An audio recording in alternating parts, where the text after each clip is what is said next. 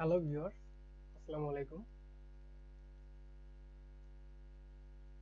আজকে আমি আলোচনা করব পিএইচপি লুপ নিয়ে। সত্যি কথা বলতে এই লুপটি বিগিনারদের জন্য খুবই কমপ্লিকেটেড একটা টপিক। তা আমার ক্ষেত্রেও অনেক কমপ্লেক্স একটা টপিক ছিল। অনেক বেশি বেশি প্র্যাকটিস করার ফলে বিষয়টা আমি এই লুপ জিনিসটা খুব ভালো করে এখন বুঝতে পারি। তো আমি যেভাবে বুঝতে পারি ঠিক আমি সেভাবে আপনাদের বোঝানোর চেষ্টা করব আজকে। প্রথমেই বলি লুপ কি। লুপ হচ্ছে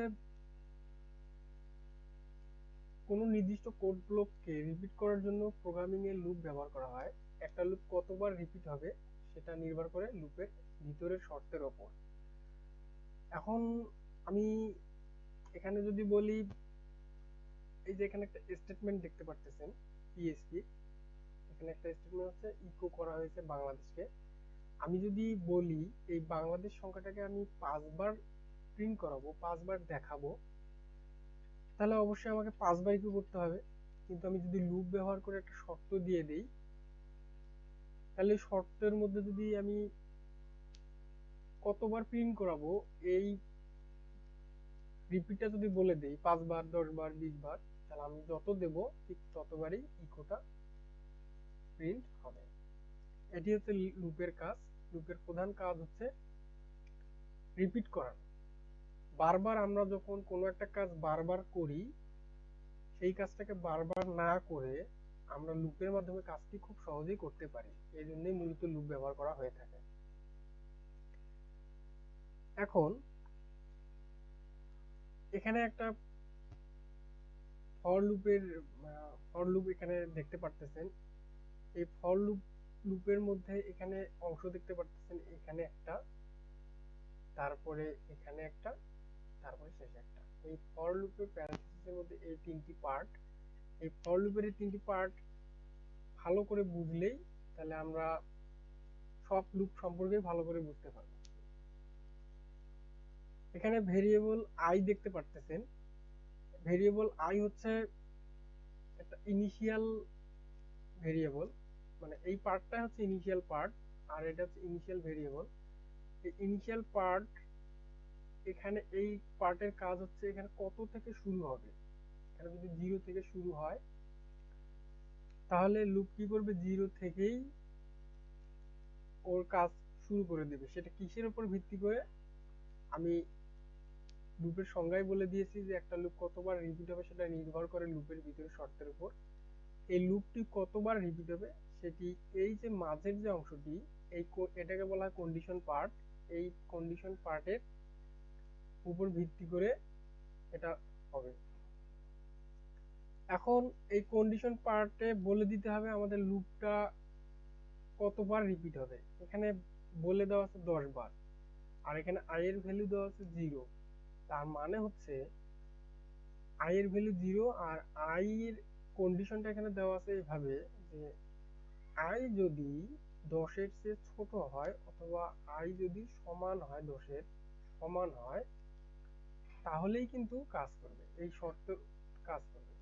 এখানে আমি যদি 0 না দিয়ে যদি 5 দিতাম, তাহলে কি হতো, তাহলে যতক্ষণ আই এর ভ্যালু 5 না হতো ততক্ষণ কিন্তু এখানে কাজ করতো না। যখনই 5 হতো তখনই এখানে কোড এক্সিকিউট করা শুরু করতো, বডির ভিতরে কোড এক্সিকিউট হওয়া শুরু করতো। শেষের এই অংশটি হচ্ছে ইনক্রিমেন্ট ডিক্রিমেন্ট পার্ট বলা হয়ে থাকে। এখানে প্লাস প্লাস দিচ্ছি, তার মানে এখানে ইনক্রিমেন্ট, আর ইনক্রিমেন্টের কাজ হচ্ছে শুধুমাত্র 1 করে বৃদ্ধি করা। আর এখানে যদি মাইনাস মাইনাস থাকতো তাহলে এটা হচ্ছে ডিক্রিমেন্ট। ডিক্রিমেন্ট অপারেটরের কাজ হচ্ছে 1 করে কমানো, হ্রাস করা। এখন এই এই ফর লুপটার মাধ্যমে কি হবে, এই ফর লুপের কাজটা এখন আমরা সহজেই বুঝতে পারবো।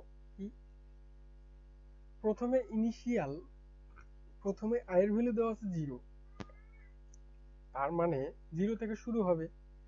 এখন এই 0 কি আই, এই 0টা কিসের মধ্যে আছে, আই এর মধ্যে। এখন এই আই মানে এখন বুঝতে হবে আমাকে 0। এখন এই 0 কি 10-এর চেয়ে ছোট, সমান? অবশ্যই ছোট। তাহলে এই কন্ডিশনটা ট্রু। আর যখনই কন্ডিশন ট্রু হবে, যখনই কন্ডিশন সত্য হবে, তখনই কি হবে, এই লুপ বডির ভিতরে প্রবেশ করবে। বডির ভিতরে এসে দেখবে এখানে কোনো কিছু একটা করা হয়েছে। কি করা হয়েছে?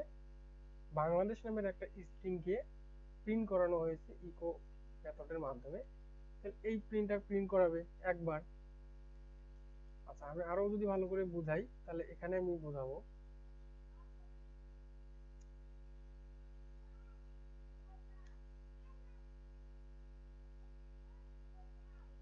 প্রথমে আয়ের ভ্যালু, আমি এই অংশটাকে, এই লুপের এই ভিতরে এই অংশটাকে আমি এপাশে নিয়ে আসছি বোঝানোর জন্য ভালো করে। এখন প্রথমে কি আছে, আয়ের ভ্যালু আছে 0, তার মানে এই আয়ের ভ্যালু দেওয়া আছে 0। এখন শর্তটা আমাদের কি বলতেছে? শর্ত শর্তটা বলতেছে যে এই আই হচ্ছে এখন তাহলে 0। এই 0 কি 10-এর চেয়ে ছোট, বড়, ছোট না সমান? অবশ্যই ছোট। তাহলে কন্ডিশন ট্রু। আর যখনই কন্ডিশন ট্রু হয়, তখনই লুপের বডিতে ঢুকতে পারে কম্পাইলার, তখনই লুপের বডির ভিতরে ঢুকতে পারে। আর যখনই ঢুকতে পারে, তখন যে স্টেটমেন্টগুলো এখানে থাকবে সেগুলো এক্সিকিউট করা শুরু করবে। এখানে ইকো করা আছে বাংলাদেশ, তার মানে এখানে এই বাংলাদেশ সংখ্যাটা একবার প্রিন্ট করাবে, একবার প্রিন্ট করালো। আচ্ছা, ওকে, ঠিক আছে। এখন তারপরে এই অংশটার কাজ, এই অংশটা কি করবে? এই আয়ের ভ্যালুকে যদি ইনক্রিমেন্ট করা আছে, তার মানে এক এক করে ইনক্রিমেন্ট করবে। তার মানে এবার আয়ের ভ্যালু এক ইনক্রিমেন্ট করবে। তাহলে পূর্বে আয়ের ভ্যালু ছিল 0, এবার আয়ের ভ্যালু হয়ে গেল কত? 1। আচ্ছা, এই 1 কি,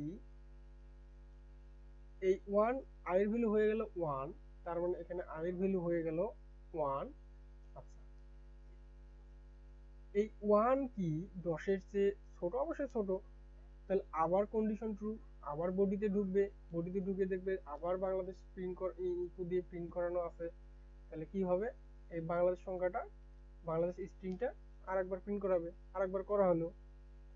আচ্ছা, লুপের কাজ, লুপ মানেই আবর্তন করা।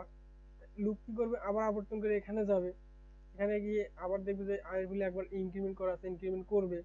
আয়ের ভ্যালু পূর্বে ছিল কত? 1, এবার 1 এর সাথে 1 যোগ করলে হবে কত? 2। আয়ের ভ্যালু হয়ে গেল 2। এখন এই আই মানে হচ্ছে, এই কন্ডিশন পার্টে আসবো, এই আই মানে হচ্ছে কত? 2।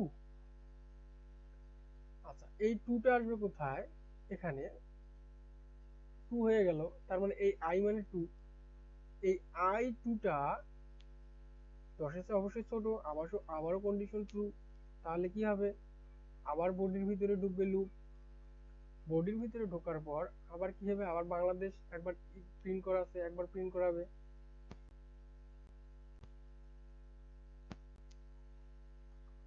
এখানে প্রিন্ট করলো একবার বাংলাদেশ।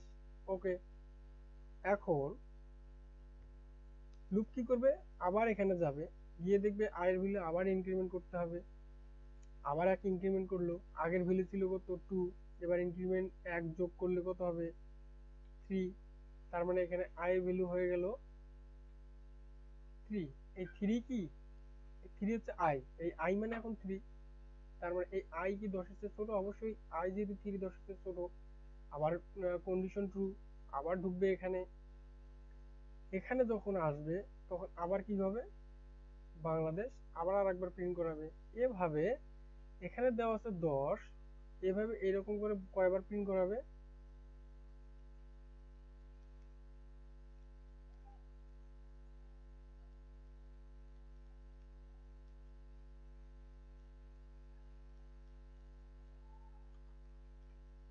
10 বার প্রিন্ট করাবে। 1 2 3 4 5 6 7 8 9 10।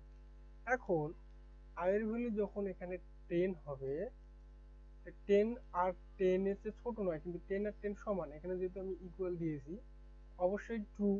যখন ট্রু হবে, এই শেষবারের মতো আরেকবার প্রিন্ট করলো বাংলাদেশ। বাট ঠিক আছে, এখানে আয়ের ভ্যালু 10 দিয়ে দিলাম। এখন আবার ট্রু যেহেতু হয়ে গেছে, একবার প্রিন্ট হয়ে গেছে, আবার কি করবে লুপ এখানে ঘুরে চলে আসবে, চলে আসার পরে আবার ইনক্রিমেন্ট করবে। এখন 10 এর ভ্যালুর সাথে আবার এক যোগ করবে 11, এখানে i এর ভ্যালু হয়ে গেল কত 11। এখন এই 11 কি 10 এর চেয়ে ছোট সমান?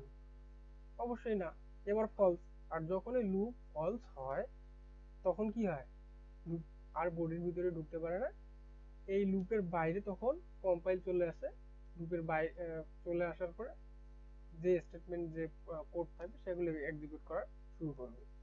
এই হচ্ছে লুপের কাজ। আশা করি বিষয়টা আপনারা বুঝতে পেরেছেন। আর এই অংশটা আমি মূলত রেখেছিলাম আপনাদের বোঝানোর জন্য। আপনারা যদি বুঝতে না পারেন বিষয়টা, ভিডিওটা পজ করে করে বারবার দেখবেন।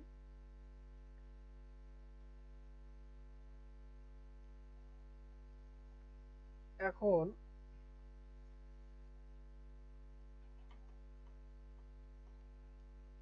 নেস্টেড লুপ কি? যখন লুপের বডিতে অন্য আরেকটি লুপ থাকে তখন তাকে নেস্টেড লুপ বলা হয়। এখানে একটি স্টেটমেন্ট আপনারা দেখতে পাচ্ছেন যে এই ফর, এই যে লুপ, এটা ইনিশিয়াল পার্ট, এটা হচ্ছে কন্ডিশন পার্ট, এটা ইনক্রিমেন্ট ডিক্রিমেন্ট পার্ট, এই যে লুপের বডি, আর এখানে একটা বডি শেষ হয়েছে। আবার এই লুপের বডির ভিতরে দেখা যাচ্ছে আরেকটি ফর লুপ এখানে। এই ফর লুপের এই যে initial part, condition part, increment decrement part, এই যে বডি, এই যে এই ভিতরের লুপটাকে বলা হচ্ছে ইনার লুপ, আর বাইরের লুপটাকে বলা হচ্ছে আউটার লুপ। এই যে হচ্ছে আউটার লুপের স্টেটমেন্ট, আর এই যে ইনার লুপের স্টেটমেন্ট। তো এখানে আসলে লুপ কিভাবে কাজ করে এটা বোঝাটাই হচ্ছে মেইন ফ্যাক্ট। আর নেস্টেড লুপ কেন ব্যবহার করা হয়, কিছু জটিল প্রোগ্রাম করার জন্য, জটিল সমস্যা সমাধানের জন্য বিশেষ করে নেস্টেড লুপ ব্যবহার করা হয়ে থাকে।